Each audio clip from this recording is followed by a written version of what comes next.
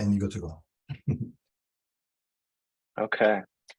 Thank you. I love coming to Santa Monica, even virtually, and I'm so grateful. And I was looking at an old picture of Kempo Carter Rinpoche today, and it always makes me smile. And actually, earlier today, I got to set up a mandala at Denison University, where I have a part-time position. So we have a shrine, and I got to do the whole Nundro practice in the meditation room and offer the mandala on the shrine, and had Rinpoche's picture with me and everything. So it was pretty neat.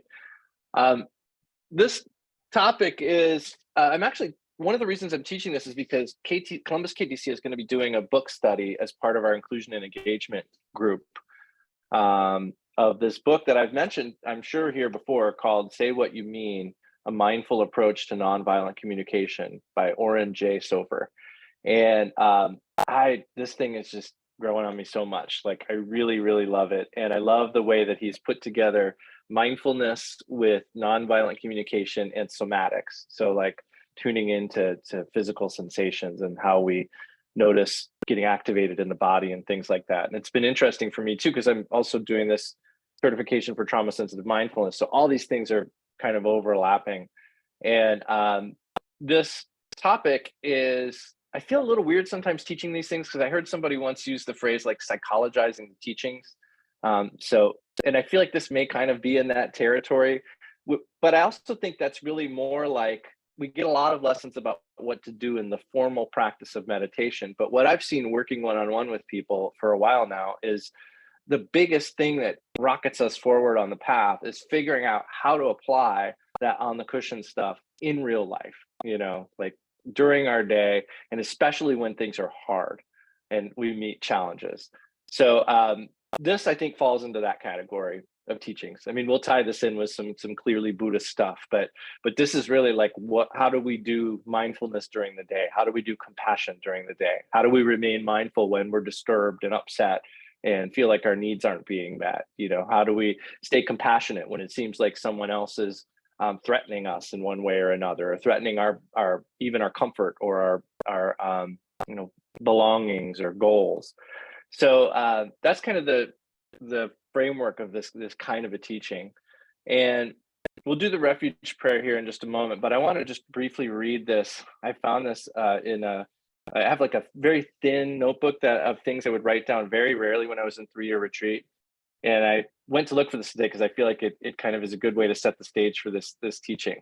I made this note on March 13th, 2017, in the 3-year retreat. We were probably doing Waitara practice maybe for a month then, or Karmapakshi.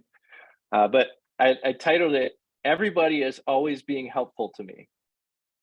And I said that because I wasn't necessarily feeling that way, but I needed to kind of try to make an aspiration because ultimately it's true. And I said, I realized today that everybody in every interaction I ever have, verbal or nonverbal, whether I perceive it as positive or negative, polite or rude, regardless, everyone is always trying to help me achieve my bodhisattva aspiration to make them happy. I want all beings to be happy, and they all tell and show me how I can better accomplish that. That's what they are doing. Don't forget.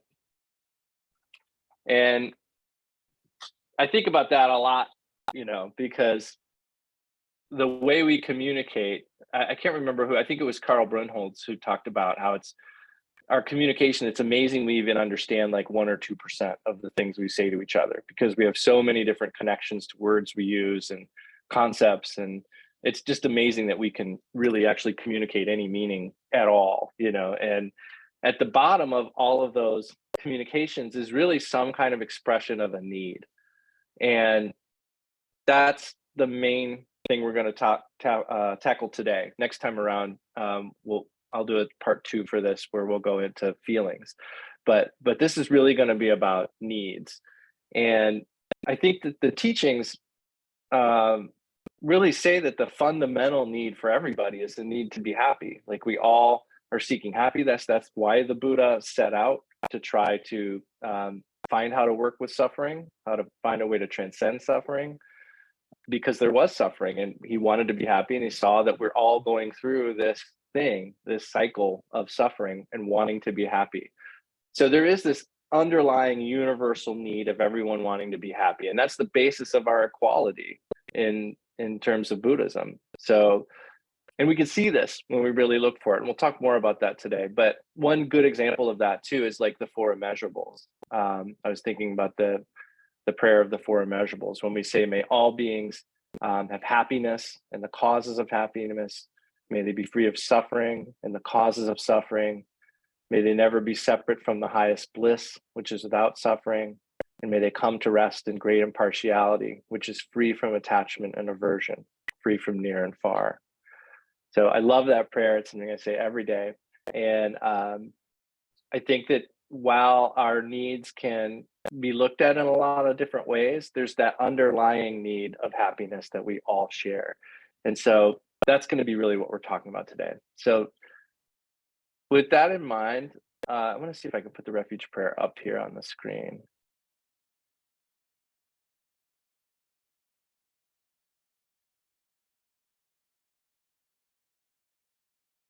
Is it visible?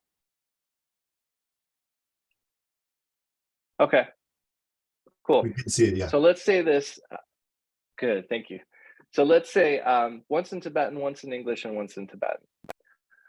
O sangye chidang suki chodnala janchu padu dagni kyapsuji daki jinso ki pe sunamki rola penchir sangye drupasho.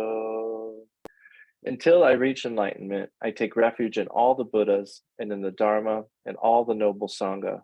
By the merit of accomplishing the six perfections, may I achieve Buddhahood for the benefit of all sentient beings. O Sangye Chidang Suki Chodnamla Chanchu Padu Dagni Kyapsuchi Daki Jinso Ki Pe Sunam Ki Rola Benchi Sangye Drupasho. Valden Soe Lama Rinpoche Nagi Chivo Vede Denjula Haran Chimpo Gone Jesunte Kusun Tugi Ngudrup Saluso.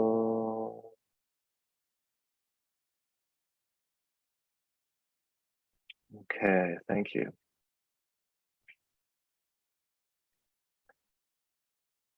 So as I said, this book is a presentation of nonviolent communication, which has been around for a long time, created by a guy named Marshall Rosenberg. But Oren J. Sofra in this book really connects it to the teachings.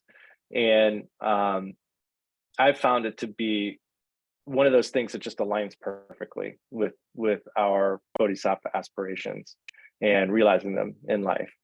So there's a basic framework. We're not going to go into all of this in great detail today, but the basic framework of nonviolent communication is recognizing observations clearly rather than judgments. So seeing things as they are without having them wrapped up in our judgments of them. That's the first step. The second step is recognizing our feelings, like what we're actually feeling, the emotion we're having specifically. And the trick there is making sure that the feeling is a feeling that we're having and not a description of what we think the other person is doing to us.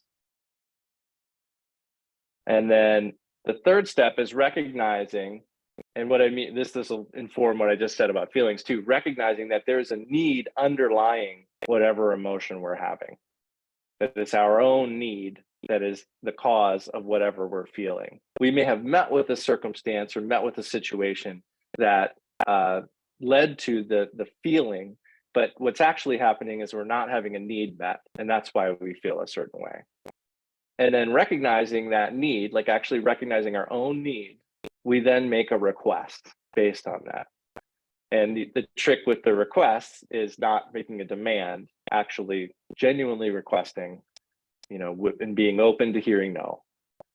So there's kind of a pitfall, a potential pitfall with each of those. Observations is judgments. Feelings is like not actually feelings, but blaming other people. Recognizing the need as being specific, and finding something that's universal. And the request is genuinely asking, not demanding. So we'll go more into that the second or third talk. But at this, I think what we have to talk about today, just with needs, is enough. And one of the first things he teaches here, he gives 3 steps. He gives lead with presence, come from curiosity and care, and focus on what matters. So without worrying about those 4 things, if you haven't studied those before or anything, his general 3-step instruction for effective communication is leading with presence, come from curiosity and care, and focus on what matters. And so we'll talk about each 3 of those today, specifically in the context of needs.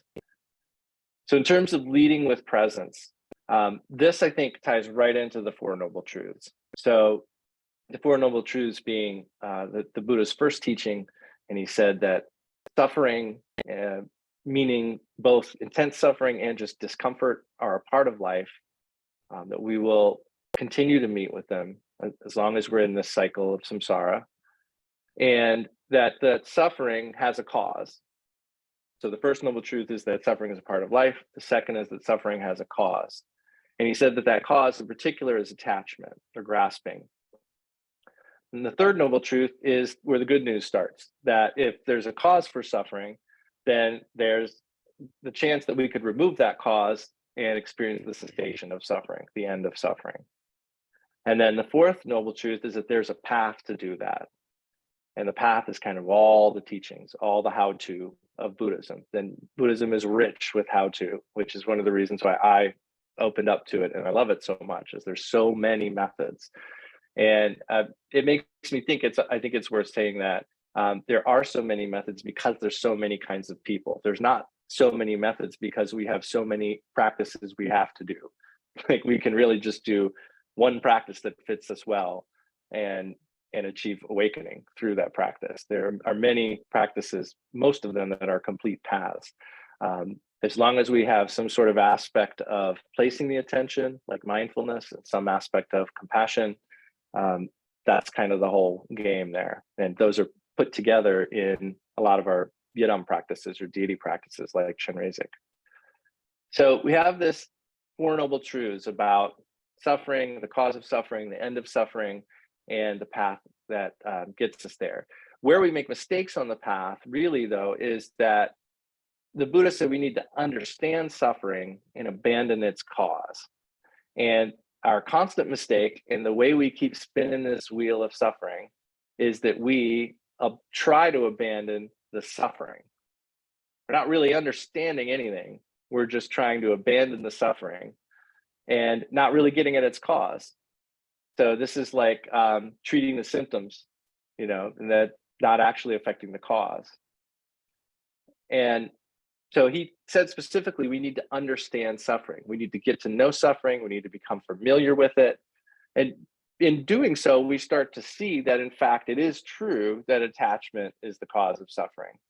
When we're starting to learn and be open and experience the truth of suffering in our lives, then it's much easier to come to the fact that attachment is causing that. So it's the attachment that needs to be abandoned, but the suffering that needs to be understood. And that means we need to have some kind of presence. So the topic here is leading with presence at this point. And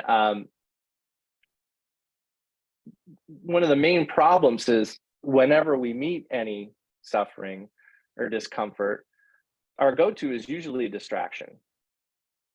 Our distraction primarily into our stories. We don't really usually have the patience or the fortitude to be present with our suffering. And instead we go into some kind of distraction.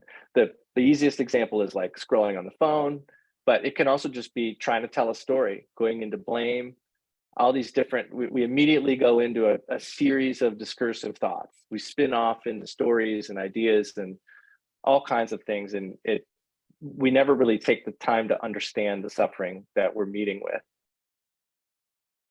And those stories we tell always have us right in the middle of the story. We're in the center, everything else is revolving around us, and we're upset because we expect everything else to serve and gratify us.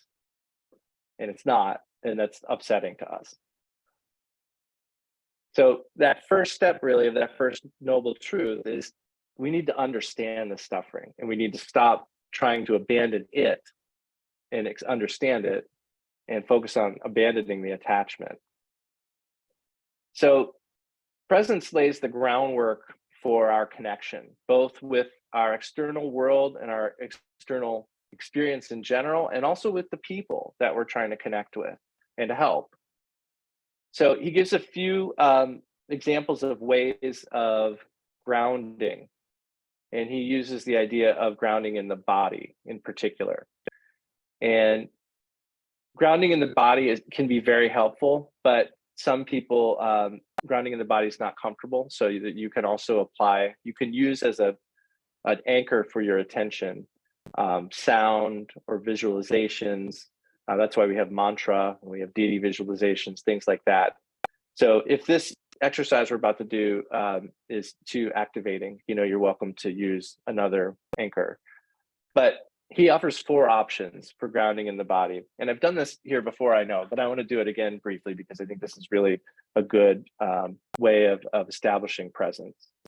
So we'll just sit in a upright or position, or actually however you can maintain a straight back and an open heart, which is, I think, a good concise way of saying the kind of posture we can maintain, whether sitting on a cushion or on the ground, or even laying on our backs, straight back, open heart. So the first thing I'm going to ask is that we place our attention on our sense of gravity.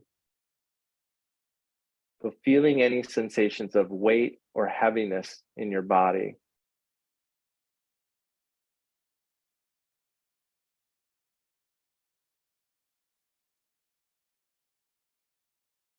You may notice where your body is contacting the chair or the cushion.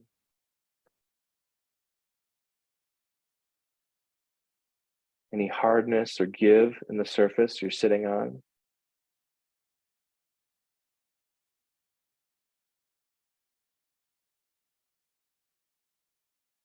Can you feel the downward force of gravity?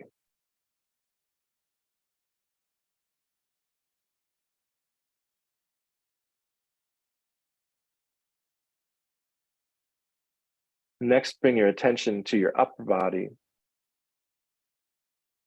Sense how your torso rises up from your waist and pelvis.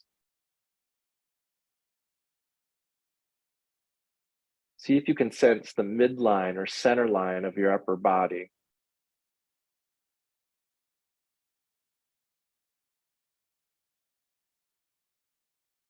Try to imagine a line down the middle of your torso, halfway between your front and back, in the middle of the left and right sides of your body. Place your attention there.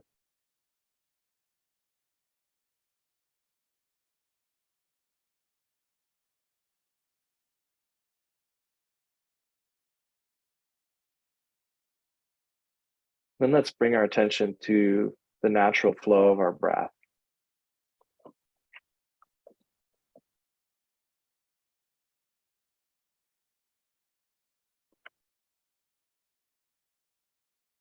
Allowing the attention to rest with the sensations of breathing in and out.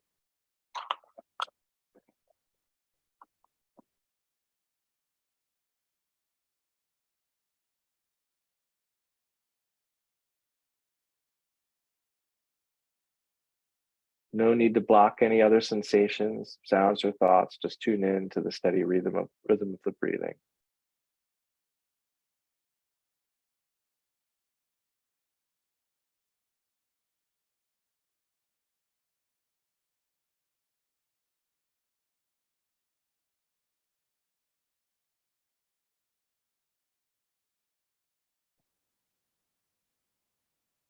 Okay, thanks. So those are 3 places we can ground in the body. And the idea here is that in the formal practice of meditation, we can use those as our anchor and work in the controlled environment of meditation. But we also need to be able to apply that in life. And so one kind of middle ground practice is trying to do that when we're in times of transition, like walking or going from one place to another, driving. And in those cases, it's a little less of our attention because we're doing other things at the same time. But still, there's a percentage of our attention that's placed on one of those anchors. And you may find that one of those works better than another for you. And in certain situations, that may change. So it's kind of good to tune into what maybe is best for you in certain circumstances. But then how this really applies here is using it in conversation.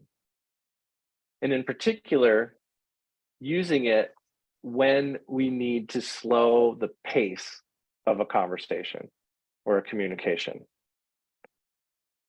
So we're talking here about pauses and creating a pace that's more conducive to a compassionate communication. It can feel weird to start to try to apply this. I say that from experience because I've been working with this now and trying to remember to incorporate it in my life. And these things do feel a little awkward initially, but I don't think any of us would ever regret slowing the pace of a difficult conversation. So it's a good thing to remember that we can pause and reflect and take a moment to do that. And if the other person wants to barrel forward, we can make a request that we can just take a moment to pause and tune into one of those anchors in the body to kind of bring us back into our presence, away from our distractions, away from our stories. Because the concern here is that we'll spin off into our blame and our storytelling and our self-centered ideas as a distraction from the discomfort. But we can just center in the body briefly with a pause. And I want to read something that I thought was really beautiful in the book. He says,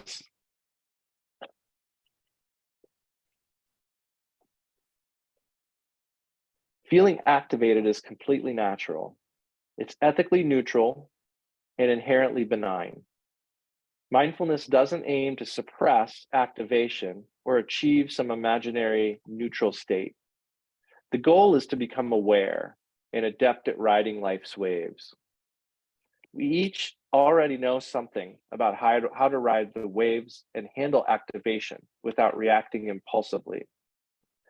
Ever felt the inner agitation of wanting to say something but needing to wait for the right moment to interject? That's an experience of sympathetic arousal. Anytime you relate to that internal pressure wisely by taking a breath, shifting your weight, making a mental note, you're handling the activation. Doing it for even a split second can yield more choice about what to say and when. In effect, awareness lends the ability to steer. It is through mindfulness that we can pause, track the reactivity in our body, and ride the wave rather than be capsized by it. Your ability to ride a wave of activation depends on your capacity to tolerate discomfort. In contemplative practice, each time you observe an itch, a knee or back pain without immediately jerking, you're developing the inner balance to respond rather than react. If the wave is too big, step back, feel the energy in your body and allow it to dissipate. So we talked about grounding in the body, and we've talked about pausing. And he says here, the paired practices of pausing and grounding are especially helpful in difficult conversations. Pausing, anything from a micro pause to a full breath to take a break in the conversation, creates the space to recognize activation. Then grounding in the body provides an anchor to steady your attention instead of losing your center. Another tip he gives here is to start to monitor when we are activated, what that's like in our embodiment, our physical embodiment. What are the signs in our body that can tell us that we're starting to close off or get tense, start to go into our self-centered mode? So there's usually some kind of physical sign, multiple signs. So it may be a little different for all of us. I mean, I think most of us would know, like tightening up Maybe leaning forward a little bit, hunching the shoulders, things like that. For me, it's like my neck gets a little sore, So being able to spot those signs that we're getting activated is really powerful in terms of staying present. The next topic is come from curiosity and care. And he gives a great quote here, which is, when we are triggered, we are all beginners. And that's kind of the whole deal, right? Because I think we've probably all hopefully had some experience with meditation and with learning these really important teachings and thinking, hearing things that make us go, that's the answer. Like, I just need to do that. And then we get in these situations and we forget, and we go back into our habitual patterns of either suppressing or reacting. So I think the first place, this coming from curiosity and care, it does have to kind of start with us. So part of that curiosity is examining that tendency in ourselves and what we do in these situations, and also having care and compassion for the fact that when we get in these triggering situations, in a way, it's kind of inevitable that we would get activated. And that, like you said, like that activation is neutral. It's how we react to it that really matters. And at any point in a process of reacting, because we have to get better at reacting and more quickly making our actions align with our motivations, we still can be compassionate with ourselves. So though we have this bodhisattva aspiration, that aspiration that all beings be happy, have the causes of happiness, that they be free of suffering and the causes of suffering. And we want to bring all beings to Buddhahood. And though we have that aspiration, it seems like when we have this, like the slightest disagreement with others, we shift into blame and motivation, or I'm sorry, and manipulation. We shift into blame and manipulation. And this never really works. It never really has. We know from our side, because how does it feel when we're told something's wrong with us or we're doing something wrong? And how does it feel to be yelled at or commanded to do stuff? Like, this never worked on ourselves, and yet we often imply it or apply it with other people. So we have a blame problem in our communication. And we think that every discomfort we have is someone else's fault. And I noticed with myself, this wasn't in the book, but I was thinking, like, it's interesting because it's not just other people that I blame my discomfort on. I blame it on stuff too. Like whenever something happens that I don't want to happen or is uncomfortable, like I find myself immediately going through a story about how that something else could have possibly caused that to happen to me, or caused me to feel the way I feel, rather than looking for the need that is not being met. So this is something we have to watch for. Is this tendency to jump into blame. And he talks about how our view determines our intention. And he has a really cool graph where he shows views leading to intentions, intentions leading to experiences, experiences leading back to views. So the idea being that, like, view determines intention. So the way we view our external world and other people determines our intentions towards them, and our intentions shape our experiences. And those experiences then confirm and solidify our views. And on it goes.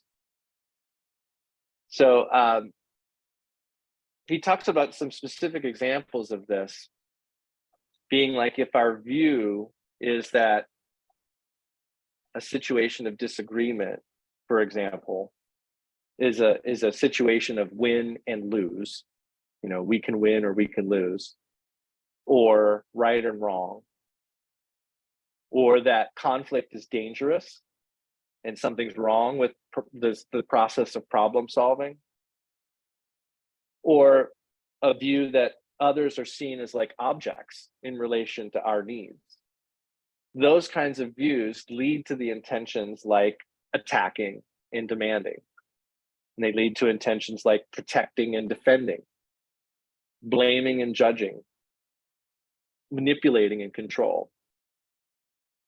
And those types of intentions lead to experiences of fear and anxiety, anger and aggression, shutting down, disconnecting, rejecting, alienation.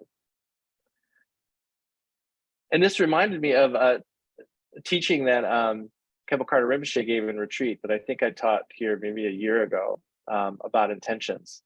It's a pretty tough and challenging teaching.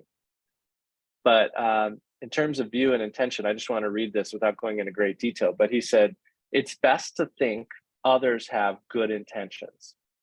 If you can always do that, it's the best protection from giving rise to afflictive emotions.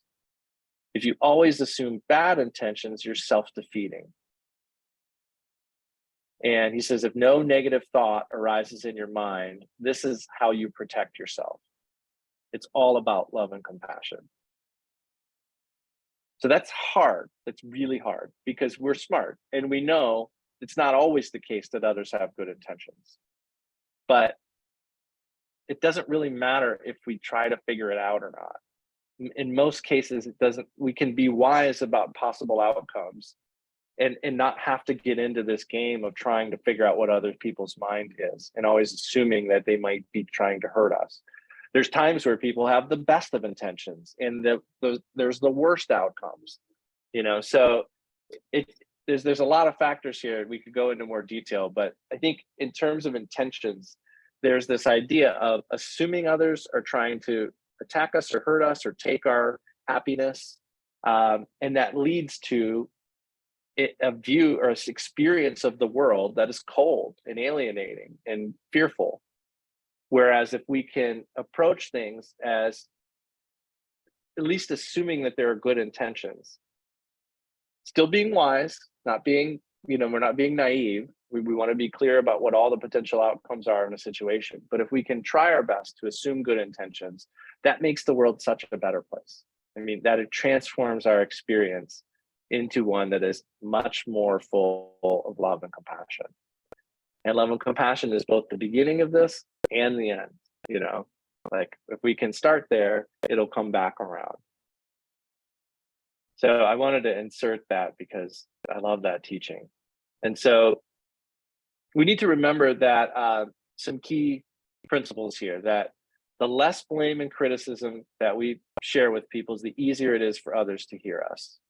And the more mutual understanding we can create, the easier it is to work together to find more creative solutions. And what we need to do to transform our view here is recognize that everything we do to meet a need. Everything we do to meet a need.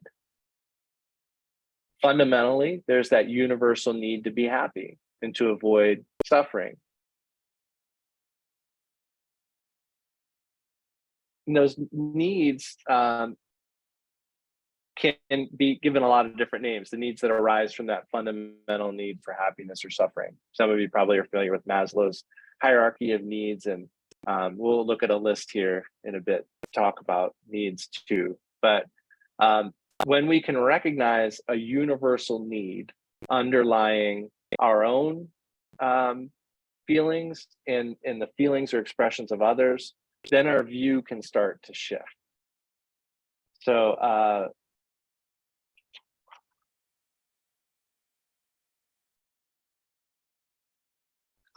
let me find I'm going to share a graph here, I think.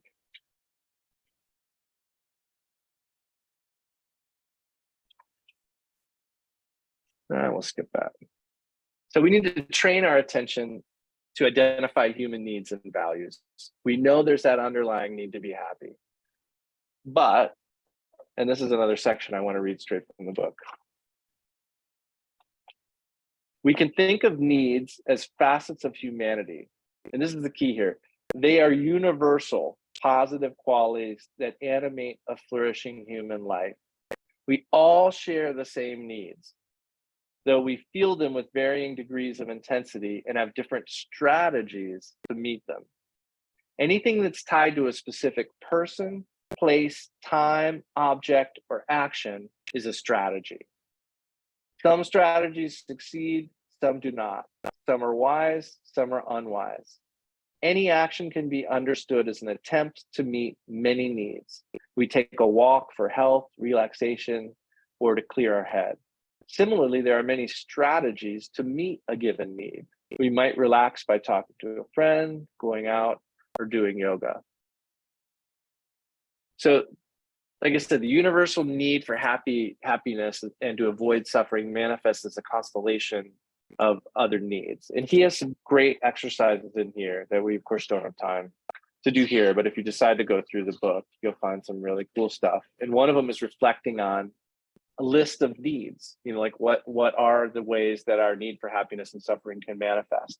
Some broad categories are like subsistence, shelter, sleep, security. We also have needs for freedom, choice, independence, power, space, leisure. There's also needs for connection, like attention and companionship and harmony, acceptance, care, empathy. We have needs for community, like belonging, equality, mutuality, meaning, creativity, dignity. So there's all kinds of needs. And there's a couple aspects of this that are really helpful if we could start to expand our vocabulary. So starting to connect with our needs is not just a process of tuning into the needs, but also learning about all the potential needs we could be experiencing. And he has I do want to lead this exercise. So getting in another upright position. The idea here is to think of something that happened recently that did not meet your needs, but choose something that's not too difficult, or this will be too hard to learn the skill.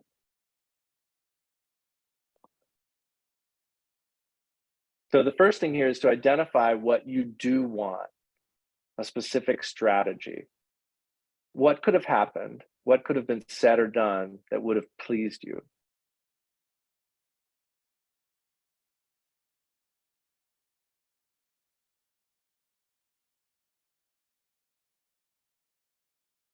And then we want to inquire, why is that important? What matters about that?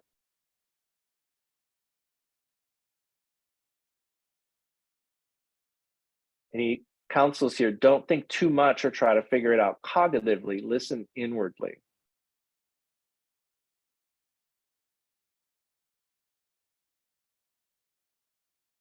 And then when a response comes, ask those questions again. What matters about that to you? Why is that important?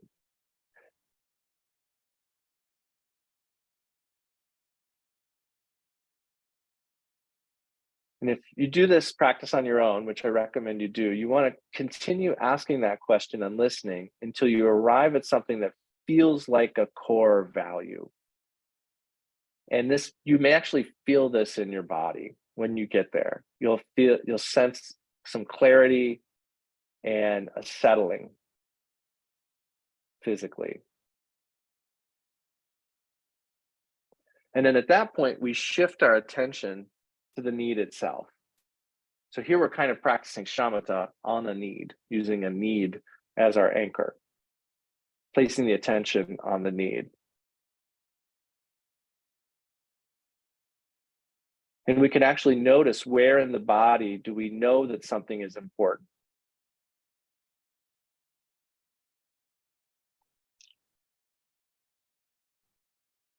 So this is I've been doing this practice throughout my day, and it's a good one. So I definitely recommend it, because connecting with our needs, connects us with what's driving everything we're doing. I mean, it's what's underlying everything we're doing. And it can be a physical relief when we're able to connect with those needs. And it's vital that we connect in a positive way. So we're thinking about what we do want, not what we don't want. That's maybe a particularly tricky part, because we think so much about what we don't want in meeting with things and judging when things don't meet our needs. But we need to turn this in a positive direction, thinking about what we do want. And so our vocabulary has to expand. We need to train ourselves in seeing life through like a lens of needs, and being able to differentiate between our needs and our strategies. Because the more we're able to differentiate between our strategies and our needs, the more clarity of choice we have.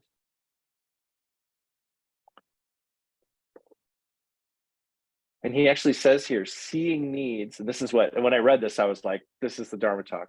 He said, seeing needs is a doorway to compassion. Because as we said, needs are universal. Like when you reach a need, you've reached something that you can appreciate in yourself and in other people. If you can't get behind what someone else is saying, you haven't gotten to the need yet. Like when you reach what the need really is underlying there, you'll want them to have that as well, and you'll understand why they want it. And it can feel common, or it can commonly feel vulnerable or awkward to discuss our needs with others. And so it will take some practice to be able to do that as well. But we can get better at determining the amount of vulnerability that can help us actually foster understanding and collaboration in situations. Because being able to be clear about needs is really essential here. And that transforming, there's also, some of you may have experienced this just through Dharma practice in general, there's a point where transforming our vulnerability and getting used to that sense of vulnerability actually leads to a sense of like clarity, and he even says dignity in here. So last time I talked a little bit about sewa, like the idea of like the open, tender heart, you know, and the reason we're always trying to protect it, you know. So there is a sense of vulnerability that comes with being open, but it does lead to this sense of majesty almost, you know. I mean, thinking of bodhisattvas and the enlightened beings we venerate, you know. So when we're thinking only of our own needs and whether or not they're met, by how much or how little, this limits our ability to connect with others and with our spiritual life. And it keeps us focused on the self and at the mercy of all of life's changes. And that's not the path of inner transformation that is Dharma. You know, we're on an inward path of inner transformation, because that will transform our external experience too. And we mature our relationship with our needs when we can increase our ability to be at peace with the unmet needs. And he says we can bring empathy and compassion to our unmet needs, holding them in awareness. So like, instead of fixating on whether a need is satisfied or not, we can place our attention gently on the need itself, independent of any conditions or strategies.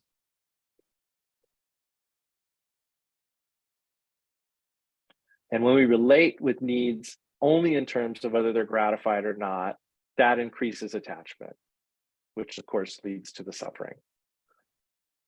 But when we can relate to needs as universal, appreciating them for what they are, we increase our commitment and ability to the needs of everyone, including ourselves.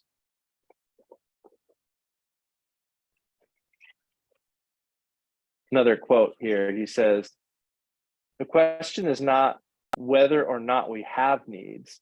Needs are a fact of our existence, but rather how we relate to them. When our only perspective is a personal view of need gratification, my needs or your needs being satisfied, we tend to relate to them with the quality of grasping. Depending on our conditioning, we may overlook the reality of others' needs or erase the importance of our own. We may narrow our primary aim to gratifying certain needs and ignoring others, which often leads to conflict and tension." When we widen our view to a more universal perspective, to appreciating the needs in and of themselves, we can remain fully committed to meeting both our own needs and others' needs without being defined by the outcome. Letting go doesn't mean that we give up on our values, stop caring, or cease working for change. It means that we recognize that the outcome of our efforts is not completely in our hands, because in many ways, we don't control the context. So I'd like to lead another short exercise here.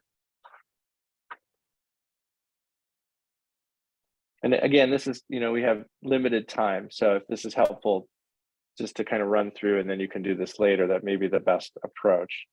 But he recommends thinking of a situation in which a need wasn't met. Again, choosing something that isn't too much difficulty, because if it's really big deal, it's not going to be much of a learning exercise. It'll probably be outside the zone where we can actually productively work with it as a practice. And he says we need to identify a key need and inquire what matters about this to me. What do I want? And again, do this questioning. If I had that, then what would I have?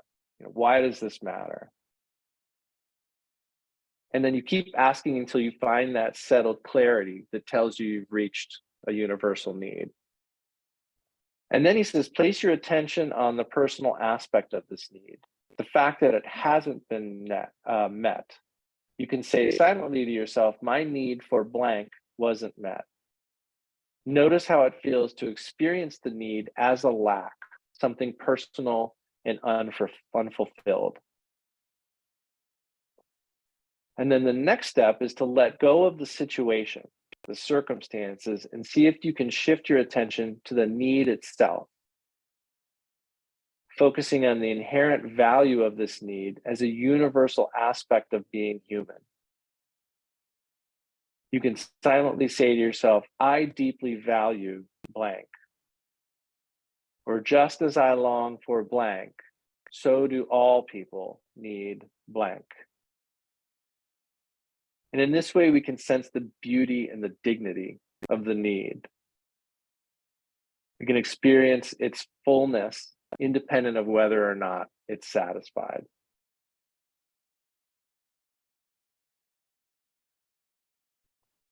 And he says, finally, if you have trouble sensing the universal aspect of the need, try to remember or imagine a time when the need was met, and remember how it feels to have the need fulfilled.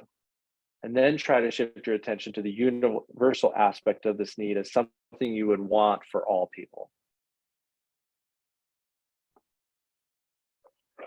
So the real message here is that conflict occurs at the level of our strategies. It's not at the level of our needs. So the more we understand each other, the easier it is to find solutions. So our aim, if we're in a communication, in a conversation, a dialogue with someone trying to problem solve, is to get our needs on the table and to understand each other's needs. And maybe we need to check in and ask kindly, am I hearing that you need blank, and try to clearly express our needs. That's the first thing we want to get on the table before we go to the problem solving level, till we move into strategies.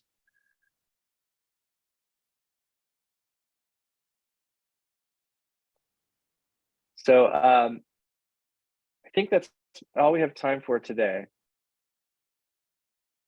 But to bring this back around again to the whole 4 steps of nonviolent communication, in case it's helpful, our first thing in these conversations, these difficult conversations, is to make a clear and objective observation of what we're seeing.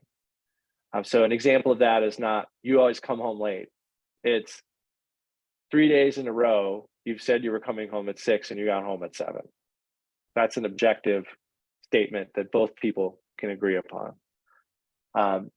Then there's feelings, that makes me feel sad, or that makes me feel, it's funny because in my head, I'm thinking of all the words we shouldn't use, because we shouldn't say, that makes me feel disrespected, because that implies someone else did something. We need to own our own experiences. And this is where we'll go in the next talk, is talking about the wide range of feelings and all the ways that we obscure feelings and turn feelings into blame and thoughts, but there's a whole range and a whole vocabulary of feelings that we may not normally tune into that is worthwhile to connect with, because the more we can expand our range of vocabulary for feelings, the better able we'll be to communicate. So feelings are our own. And then the need, connecting with the need, is recognizing the universal motivating factor behind why we're feeling that way. And it should be something that's universal. Everyone can get behind needs. And then the final step is conveying, based on that information, a clear and precise request. So again, just like we wouldn't say like, you always come home late, similarly, a clear request wouldn't be like, you need to be nicer to me. We need to like specifically say what we're asking to happen. So we'll go into more of that over the next, I have a hunch, 2 talks, not just one, but but today is needs. And this is what really made me want to talk about this, because this to me ties in directly with our wish for people to be happy and for beings not to suffer. And I think this is like one of the most practical ways of enacting that in the hardest circumstances. And it incorporates both mindfulness, and cultivating presence, as well as compassion, which is like, that aspect of shamatha and tonglen. We put those two together. That is the path. We can achieve awakening with a practice of shamatha and a practice of tonglen. And this is, to me, is how you do that in the hardest, most challenging interpersonal circumstances, how we can bring these practices directly into our life. So thank you. Any questions?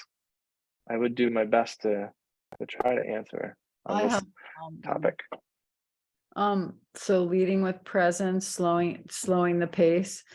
Can you give an example of can you give an example of slowing the pace in a conversation? Like, what would that look like or sound like? Sure. I mean, the simplest ones are actually just taking a moment to take a deep breath.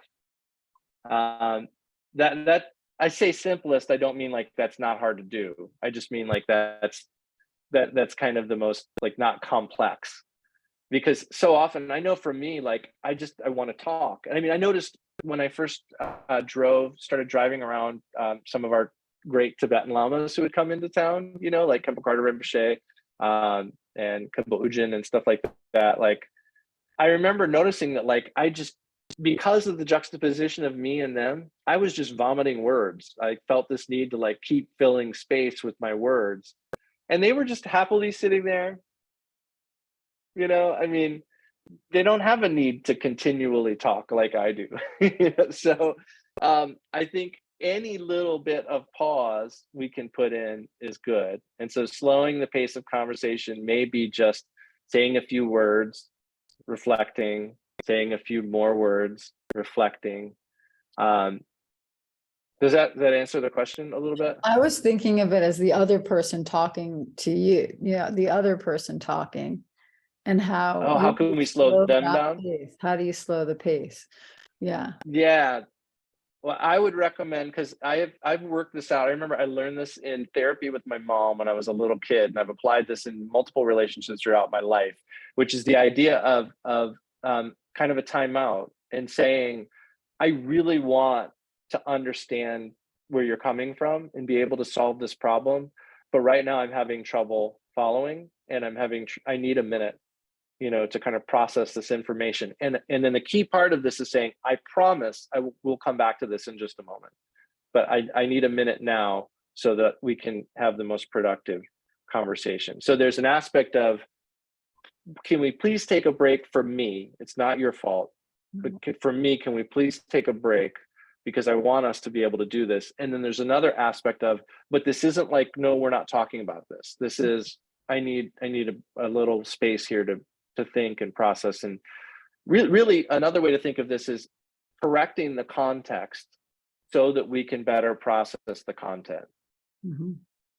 Like letting the context be more settled and not as threatening, and then we can actually get into the strategies and the details in a way that's more productive when we're not charged up, you know. Exactly. All right, thank you.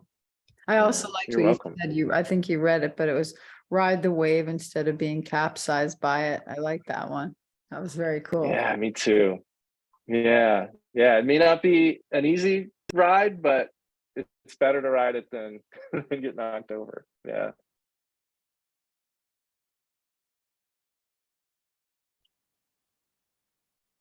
Anyone else?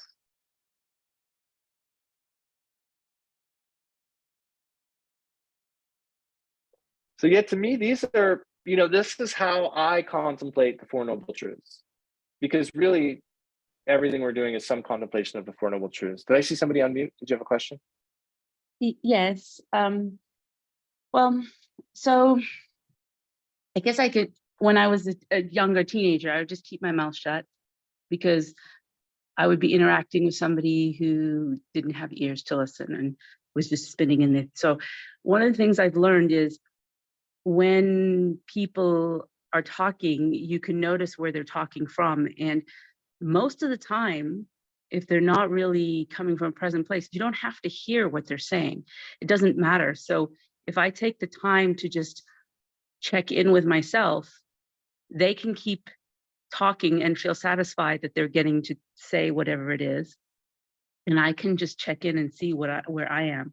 But I guess it takes a while to get to that place. And then another practice I have where I'm wondering, maybe I'm getting too much on the one side of that practice is I label, I tune in, I invite reactivity, whatever, to come up, and I just label it and it starts to break up and dissolve.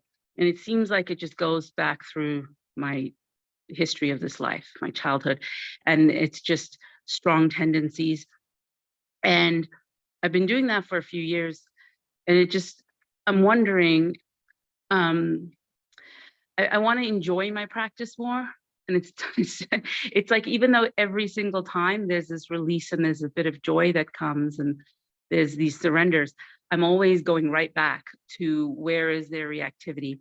And I feel like maybe I'm overdoing it, and that's become a habit, of course. So I'm wondering how to find balance around that type of a practice. And maybe I have to focus more on joyful states, but I'm afraid or hesitant to, because I'm afraid I'm going to get caught up in my head in pleasant states. Yeah. And it's almost safer to just stay with unpleasant tendencies and just keep cleaning them. But it's not fun anymore. It used to be fun, and now it's just automatic. Yeah. It's not terrible either. Yeah. I'm not saying it's terrible, but I feel like maybe I'm missing some joy. Even though ironically joy arises when something releases, I don't stay with it enough, and I'm uncertain about what to do. Like if I stay too long, and Yeah. I have a couple thoughts. First of all, I think you are always the best judge of what's leading to real happiness for you. So I wouldn't argue against what seems to be helping and what seems to maybe not be helping. And I think that it is very true that our practice and our what we need in our practice changes and develops. So it's very common to like that a practice is right for a while and then it's time for another practice. So it could well be that that was something you needed for a while and it may be time for something new. right. But the real, one of the things he talks about in here that I've heard in Dharma context too, is like the middle way aspect here is a middle way between suppressing and reacting. So it's a middle way between just acting out with everything that we feel, or just like automatically pushing it down back in. When we react, when we just react, it always, well, not always, but it frequently hurts us and people around us. And when we suppress, it mostly hurts us, but then it also creeps through in our language and our strategies, and oftentimes people can tell, you know. So the middle way here is really between the suppressing and the reacting, and usually the way that's described, including in just like Prema Chodron's instruction on placing the attention on emotion, she talks about the same kind of thing in her book How to Meditate. And actually, I think that's maybe where I would suggest that as a place to go right now, because it's a really, if you're looking for like a reset and maybe a new way to look at the things you're doing, that book is fantastic, and it culminates in a practice about working with emotions, and that really is about kind of what was described here, being able to engage the felt sense of the emotion. And we'll go into this next time in more detail when I'm here next month, but being able to engage with the felt sense of the emotion, the energy of it, you know, the kind of sense of rising and falling, the active sense of it in your body, being present with it without going into the stories about it. So Yeah, really, like, that is the practice that I have right now. I let the feelings come up. I only acknowledge the story that arises organically. So the story is a feeling of taking something personally. That's the story. see, I don't and worry about that. there's where there might be a pitfall too, because really, what, like in any kind of practice of shamatha, our sign that we've left the anchor is when we're into any kind of conceptuality. So any story. So there really should Yeah. just be a non-conceptual resting of the attention, which is a hard thing to explain, non-conceptuality, but I know I think what I'm hearing is probably my tendency too, which is want to understand things and kind of get to the root of them. No, I don't have to understand. I feel like I already understand the nature of the way the feelings rise and fall and where they came from. They came from, I contracted, I reacted, I came up with a story, and now it's somewhere in my system. And so when the story arises, I just notice what out of the story just comes up, because that's the attachment. With the story that's organically there is the attachment. And then I meet that with neutrality, and then I try to stay in openness and allowing, which is the softness and the friendly reception. And it does, it starts to shift, it contracts, my neck cracks, I yawn, stuff happens, it releases. So there is what seems to be a successful release. I'm guessing this is purification practice. I don't know, but I feel that maybe I'm not having a complete enough practice, because it's kind of become just this practice. Okay, yeah. So I would say, like what I was saying about a practice of shamatha and a practice of tonglen, or a practice of placing the attention and a practice of cultivating compassion, there has to be some mix of those two. So that may be the imbalance that you're experiencing. Okay, too much of just the purification, not enough of just enjoying the moment and just being, because when you just be with the moment, it's pleasant. So I'm not adding extra enjoyment. But yeah, in a practice, in a shamatha type practice, in a, like, placing the attention, we cultivate our ability to be present in non-conceptuality. And then in a practice of compassion, we re-engage concepts and stories from a more beneficial standpoint. And so I would recommend finding, like, again, on the Pema Chodron tip, Start Where You Are is a great book about Tonglen. So, and then, and also, I'm sure there's plenty of capable teachers in our KTD, KTC universe that can help you with that too. But that's a great question. And another thing I wanted to comment on, you made a great point about hearing people, which is that when we start to cultivate this ability of noticing needs, and thinking in this framework of nonviolent communication, we can kind of translate what people are saying to us, even if it's angry and even if it's accusatory. We can start to translate and hear for ourselves, you know, the actual observation they're giving, even if it's a judgment. And we can start to hear the feeling that's theirs. We can hear the underlying need that's happening that we can relate to, and we can hear their demands as requests. So, like, we can, as we practice, it's not just for us, it's also to be able to understand other people better, you know? yes. I mean, understanding makes all the difference, because if we don't understand, then we're making stuff up. Yeah. We're not meaning what's showing up. And I learned that also with my Absolutely. kids a lot. Yeah. Yeah. Well, thank you for your question. Yeah. Oh, thank you. Anyone else? Oh, thank you so much, Ryan. Much appreciated.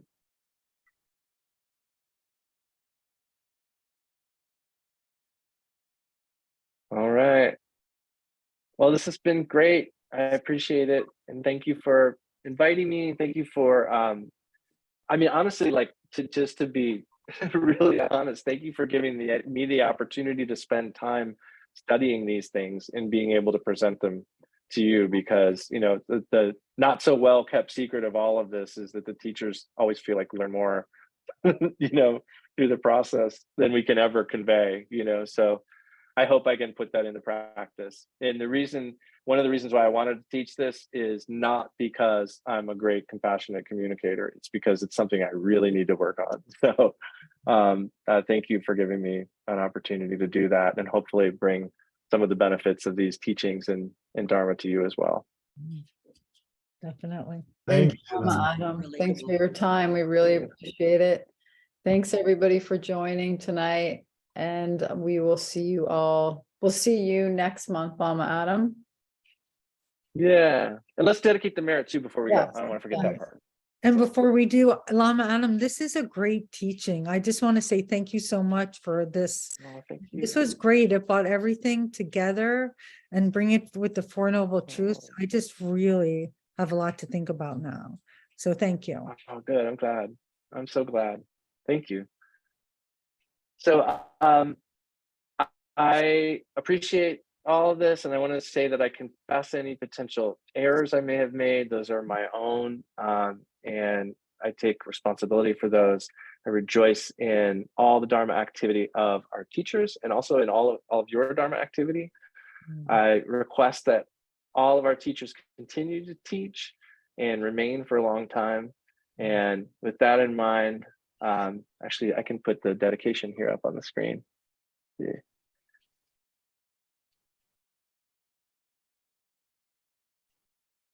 So we'll say this one time. By this merit, may we obtain the omniscience of Buddhahood and defeat our common enemy, wrongdoing. From the stormy waves of birth, old age, sickness, and death, may we free all beings. May we free all beings. May we free all beings. Thank you. Thank you. Good night, everybody. Thank you. Thank you, Lama Adam. Good night. See everybody next week for Lama Kathy. Take care.